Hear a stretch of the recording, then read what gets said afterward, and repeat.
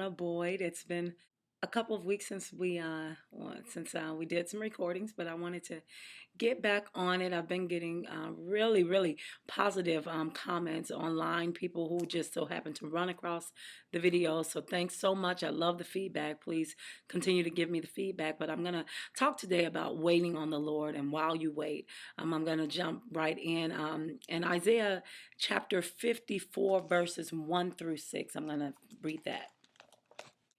It says, "Sing, O barren, thou that did not bear. Break forth into singing and cry aloud, thou that didst not travail with child. For more are the children of the desolate than the children of the married wife, said the Lord.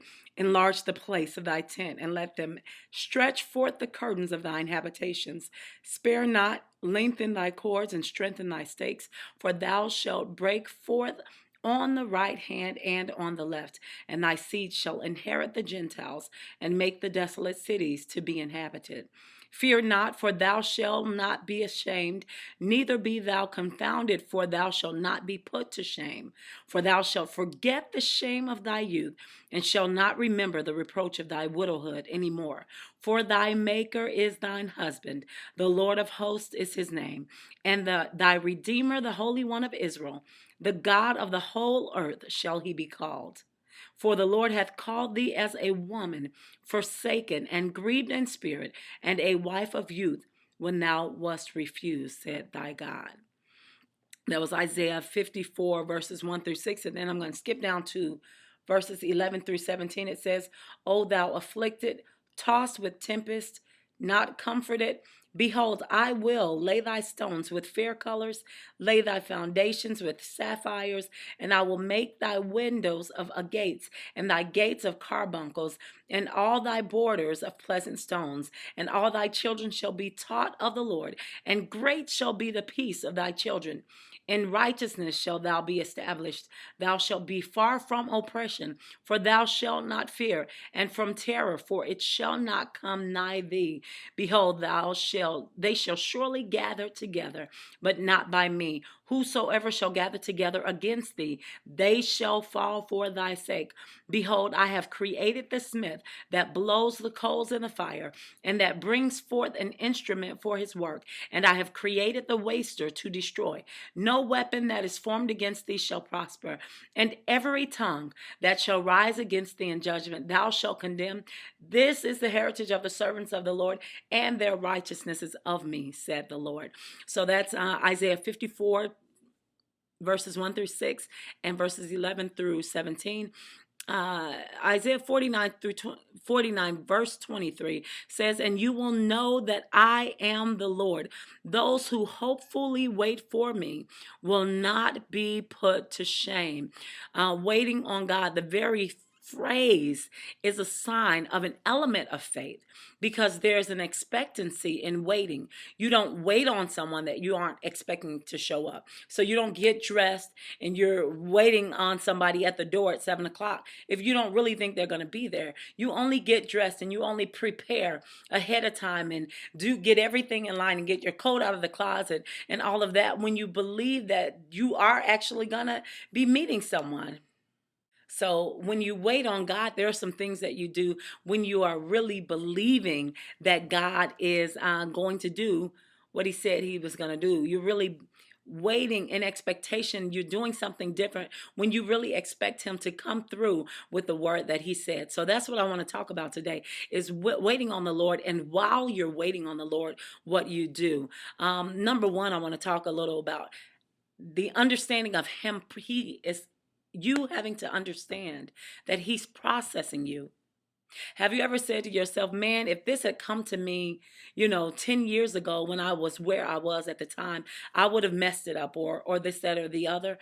Or you have to understand that God has a higher love. My pastor teaches that he has such a higher love, and uses an example of a child who may ask for the car keys when he's 10 years old and the parent doesn't give it to him, not because I don't want you to ever drive or because I want to disappoint you, but because I'm looking out for your good. I know you cannot drive right now. You'll go out there, make a wreck, and you could probably kill yourself. So the parent's love is higher than what the child understands at that moment when they are asking or just trying to get something. That they desire at that moment. So if you understand that he is processing you, and that there is a maturity that's happening while you wait, it'll kind of help you to, shift your mind and really focus a little better and understand that his love is higher, and he's not denying. I've heard a lot of preachers say it's maybe a delay but not a denial. It's not God saying no, just he's just getting you to a point. There's a scripture in James that says, to let patience have her perfect work. There's something that patience is working in you, and I did another video that I talked a little more on that with patience. But just keep that in mind. I believe it's called Receiving the Heart Thing from God. So definitely check that video out. But let patience work, that you may be complete and lacking nothing. That's James chapter 1, verses 2 through 4. Lacking nothing. That means that once patience is finished working in you, that there will be nothing that you desire that you can't have, because you've worked something. There's something that's worked on the inside of you, and that's only happened as you submitted to the word. The scripture says to delight yourself in the law of the Lord, and he will give you the desires of your heart. So once you do that and you allow the word to work in you while you wait, and allow patience, the force of patience, to work on the inside of you, you will be able to kind of get through some things. So just again, understand that he is processing you while you're waiting, and keep that in mind and keep things in perspective.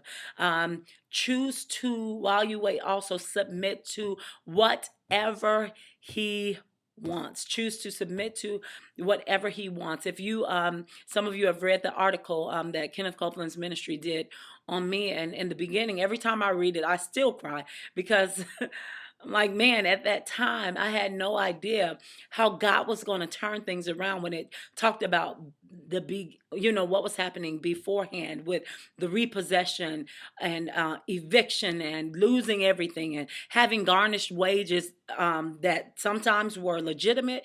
But the worst time ever was when it took my entire check, and it was completely, they should not have done it. It was completely bogus. It was wrong. And they ended up fixing it after the fact. But when you're in hard times, you don't need to come up with a quarter check, a check that's 25 cents because somebody messed up and garnished practically 100% of your wages. So the reason that I even brought that up is that in the process, and while he's processing you, you have to make a deliberate decision to submit to whatever it is that he is wanting to do in you, and what he wants to work in you. And don't start to complain and murmur, but say, God, what is it? If I'm missing anything, show me. If not, I thank you, and I'm going to praise you anyway. And if you don't see it, and you don't know it, and you don't hear anything, keep praising him and keep waiting and pressing in, because he said, if you acknowledge me in all of your ways, and acknowledge him in these things by saying, I'm asking him to show you if you are missing something. But don't get locked into that just, okay, show me, am I missing something? No, keep it moving. Ask him, leave your heart open. If you need to quiet yourself for a few days, fast, pray, whatever you need to do, and he'll speak to you and let you know. And if you're off track, again, acknowledge him in all your ways. He will direct your paths. We have to live by faith and receive what he said, that even if it doesn't look like it, doesn't feel like it, I don't hear it at the time, you are directing my paths. It's almost a good visual is to, if you would take your hands on the waist of somebody behind them and kind of steer them and course them and change their course and their direction. That's what God does for us when we acknowledge him in what we do. So while you are being processed, just understand that, and don't get off track. Don't be discouraged. Just, stay on top of things. God's got you covered. This is just the end of part 1. I'm actually going to have a part 2, possibly a part 3 on this one. But tune in for the next ones. God bless you. Stay encouraged while you wait on him.